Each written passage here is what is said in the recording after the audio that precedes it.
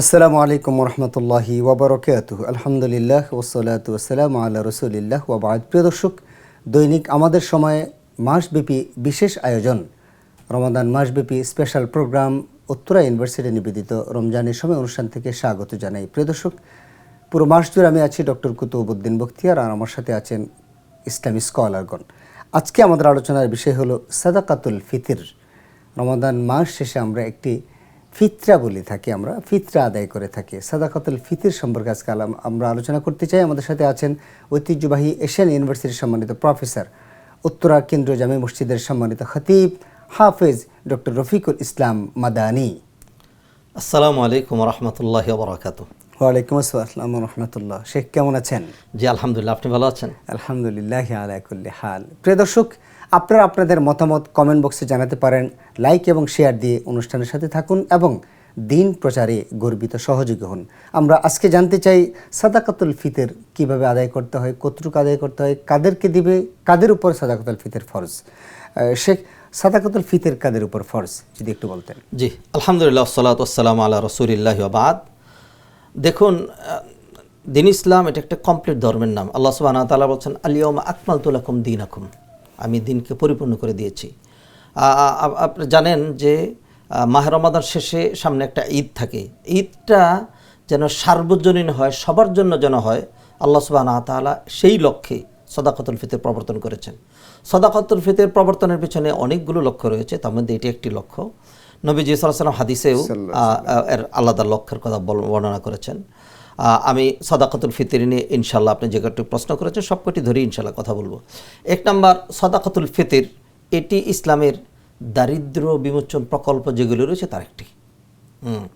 আল্লাহ সুবহানাহু ওয়া তাআলা যে সিয়াম পালন করতে পারে না, পার্মানেন্ট অসুস্থ, তার জন্য ফিদিয়া দিতে বলেছেন, এর মাধ্যমে দারিদ্র বিমোচন প্রকল্প হয়। জি। যাকাত প্রবর্তন করেছেন, দারিদ্র বিমোচন প্রকল্প। কেউ যদি কসম ভঙ্গ করে তাহলে দারিদ্র বিমোচন প্রকল্প রয়েছে। কেউ যদি রোজা রেখে উল্টাপাল্টা কাজ করে সিয়াম ভেঙে ফেলে তাহলে তার কিন্তু কাফারা দিতে হয়। কাজা এবং কাফারা দুটেই। জি জি জি, দারিদ্র বিমোচন প্রকল্প। ঠিক তদ্রূপ মাহে রমাদান শেষে আমরা যখন একটি মাস সিয়াম পালন করি, সিয়াম যেভাবে হওয়া দরকার ছিল, লেগ টু হেড সকল অঙ্গ প্রত্যঙ্গ সিয়াম পালন করবে, কিন্তু বাস্তবতা হলে এমনই যে চোখ যেভাবে সিয়াম পালন করা দরকার ছিল সেভাবে করতে পারেনি, জবানের যেভাবে হেফাজত হওয়ার কথা ছিল সেভাবে হয়নি। সেই জন্য সিয়ামে হাজারো ভুল ত্রুটি হয়েছে, এটাই স্বাভাবিক। তো যাতে ভুল ত্রুটিগুলো সংশোধন হয়ে যায় সেই লক্ষ্যে নবীজি সাল্লাল্লাহু আলাইহি ওয়াসাল্লাম ফারাদা রাসূলুল্লাহি সাল্লাল্লাহু আলাইহি ওয়াসাল্লাম সাদাকাতুল ফিতরি তুহরাতান লিস-সাইমি মিনাল লাগওয়ি ওয়ার রাফাত ওয়া তা'আমাতান লিল মাসাকিন। একেবারে এক ডিলে দুই পাখি মারার মতো নবীজি সাল্লাল্লাহু আলাইহি ওয়াসাল্লাম সাদাকাতুল ফিতর আমাদের জন্য অবশ্যম্ভাবী করেছেন। সিয়ামে আমাদের যে ভুল ত্রুটি হয় সেগুলোর পরিমার্জনার জন্য, এবং পাশাপাশি দরিদ্র শ্রেণীর যারা রয়েছে তাদের জন্য খাদ্যের ব্যবস্থা হয়, ঈদের আনন্দ যেন তাদের জন্য হয়।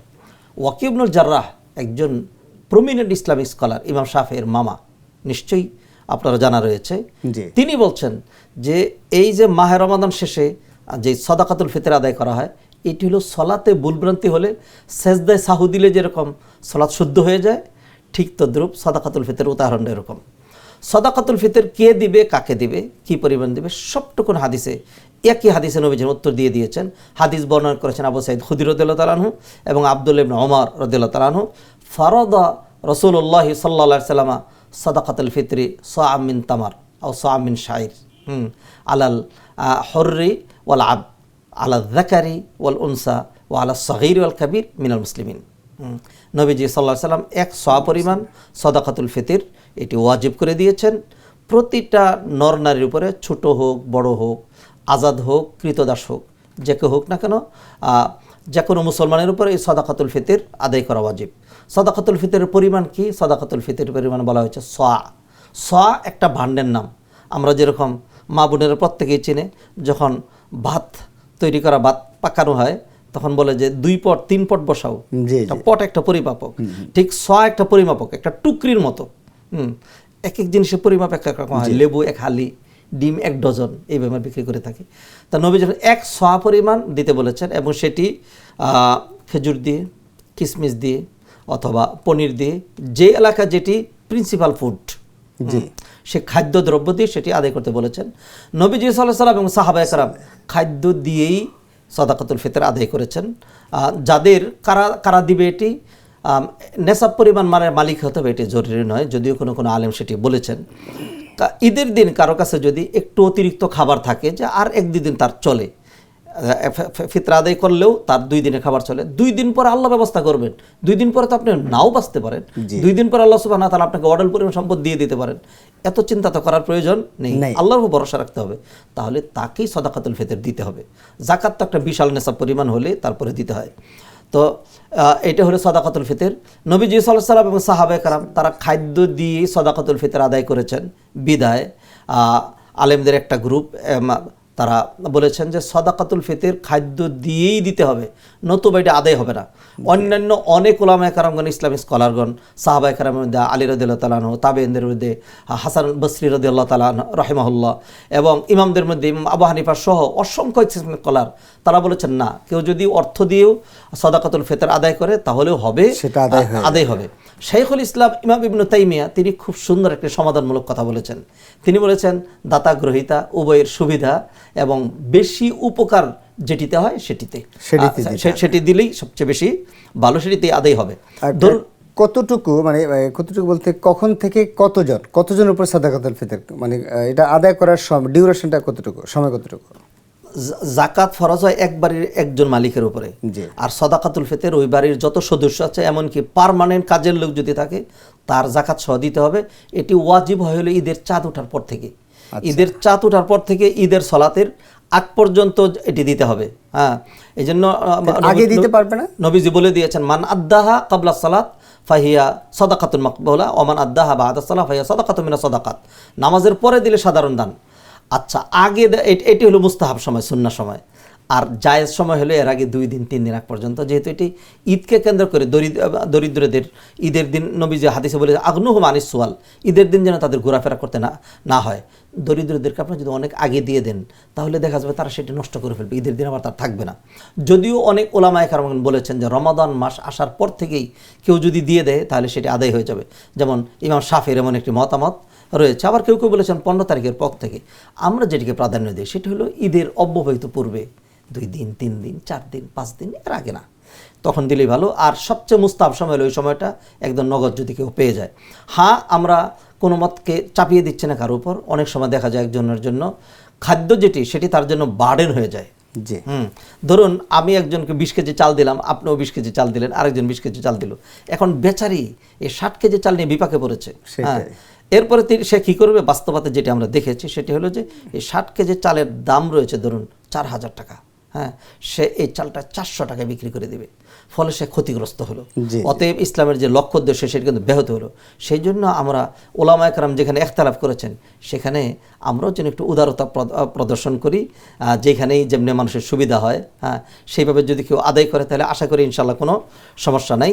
আর সাদাকাতুল ফিতরটাকে এই জন্য প্রবর্তন করা হয়েছে যাতে ঈদটা যাতে সার্বজনীন হয়। যেমন নবীজি সাল্লাল্লাহু আলাইহি ওয়াসাল্লাম ঈদকে সার্বজনীন করার জন্য উম্মে আতিয়াকে বলেছিলেন যে ঈদের দিন সকল নারীদেরকে ঋতুবর্তী হলেও এবং জাওয়াতুল খুদুর কুমারী হলেও অধিক লাজুক যারা ঘরের কোণে বসে থাকে তাদেরকে সবাইকে ঈদগাহে নিয়ে যাবে যাতে ঈদ সবার জন্য হয়। সেই জন্য ইসলাম আমাদের সাদাকাতুল ফিতর বহুবিধ লক্ষ্য প্রবর্তন করেছে। একদিক থেকে আমাদের সিয়ামের পরিশুদ্ধি হবে, 2 দিক থেকে আমাদের বঞ্চিত ভাইয়েরা যারা রয়েছেন তারাও ঈদের আনন্দ খুঁজে পাবে, ফলে সবার জন্যই সাদাকাতুল ফিতর হবে। অতএব আমাদের উচিত হবে ইসলামের দারিদ্র্য বিমোচন প্রকল্প এটিকে আমরা গুরুত্ব দিয়ে সবার জন্য যেন ঈদ সবার জন্য হোক, আনন্দ সবার হোক। আমার ভাইয়ের চোখে পানি, আমার বোনের পেটে ক্ষুধা, আর আমি খুব পেট ভরে খেলাম, এতে কি কোনো আনন্দ রয়েছে? সত্যি কেউ যদি মানুষ হয় তাহলে সে আনন্দ পাওয়ার কথা নয়। অতএব আর শুধুমাত্র নিজের পরিবারকে নিয়ে চিন্তা করব না, এবার চিন্তা হবে আমার সোসাইটি, আমার সমাজ, আমার রাষ্ট্র, আমার ভাই বেরাদর সবাইকে নিয়ে।